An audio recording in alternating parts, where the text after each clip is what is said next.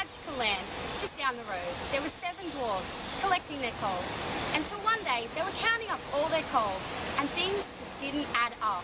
They counted and something was majorly wrong, but they wondered, who did it? Are the 7 dwarves as innocent as they seem?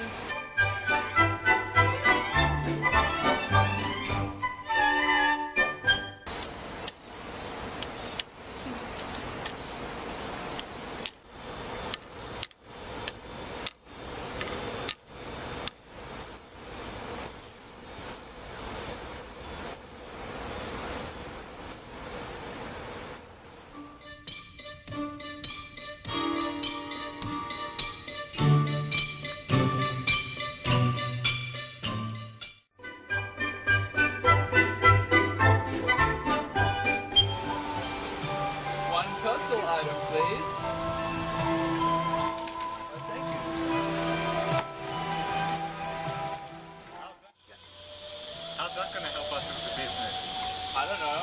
I'm so hungry. Hold up, guys. What do you think you're doing? Now, how does that muesli bar relate to the business? Let me think. It doesn't. According to the entity concept, the business is a separate legal entity to its owners. Your personal purchases cannot be made using the business's money because personal transactions cannot be included in the business's statements. This will help to create a clearer picture of exactly how much money the business has spent on its operations. Silly dwarf. I've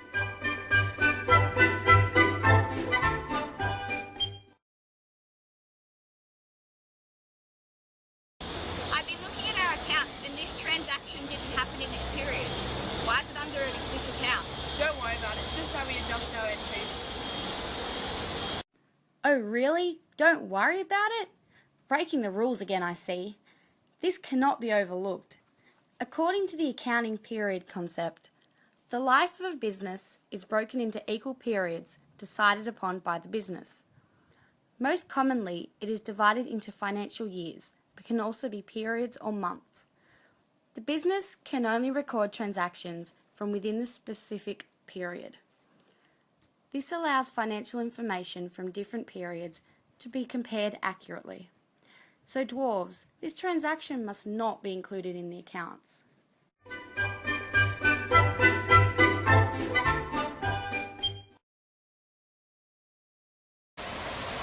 Welcome to Snow White News. I'm Snow White, and in recent news, the price of coal has tripled over the past few days, bringing its value up to 100 coal. Did you know that the price of coal has tripled in the last few days? That means we can record coal at 300 rocks instead of 100. Wow. Wait a second. You can't record the coal at that price. That's not the price you paid when you bought it. So that's where all that extra coal went. It doesn't exist. According to the historical cost principle, the value of a transaction incurred by a business is recorded at the actual amount paid or received at the time of the transaction. This is known as the historical cost. Any changes in the potential value of the item must not affect the amount recorded. So dwarves, you better record the coal at its original price.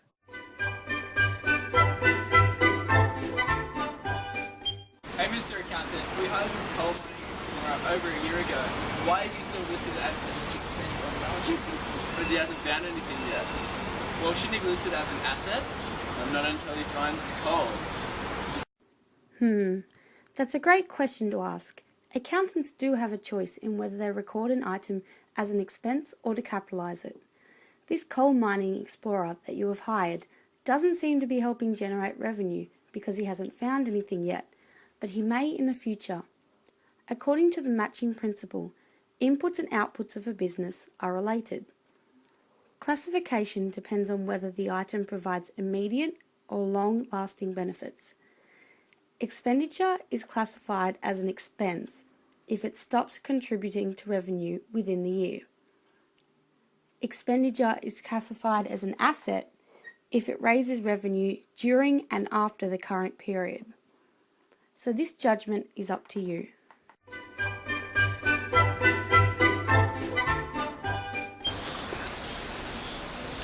Hello like the feeling of this Buddha's head. What's it made out of? Cool, of course. I like it so much, I'd like to purchase it. How much? 10 rocks. I'll give you 5. 7.5. Deal. Weren't you supposed to record that as a sale? Don't worry, I'll do it when the money comes through. When the money comes through, that could be never. What happens until then? You're right, it was supposed to be recorded as a sale, even though the money hasn't come through yet. According to the profit recognition principle, profit is to be recognised when the sales or revenues are earned.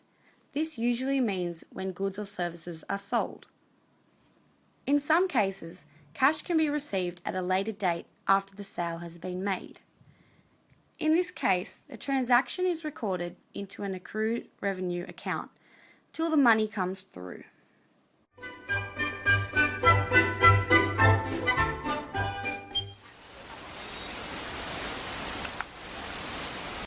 So you can assure me you're going to have all the coal delivered by December 24th? As long as you put down the 50% deposit now, we can guarantee all the coal you need by the agreed time. That's great. The guys I'm usually relying on have got their hands full with a big delivery the same day. Maybe we can work out a deal over the next 2 years. Yeah, that's a good idea. Our business is definitely going to be operating over the next few years. Just send us the deposit and we'll deliver the coal. Sure, I'll have my accountant write you up a cheque and we'll be ready to go. Great doing business with you. Ho, ho, ho! Now we just get the old guy's cash and get out of here. What? Who do you think you are, stealing Santa's money? Think about all the children's Christmases you will ruin. Wait, but you are right, Mr. Dwarf, in assuming the business will continue running in the future. According to the going concern principle, it is assumed that the business will continue its current operations into the foreseeable future. This allows reports to be prepared and fair judgments to be made about adjusting the value of items over time. You're going to jail, dwarfs.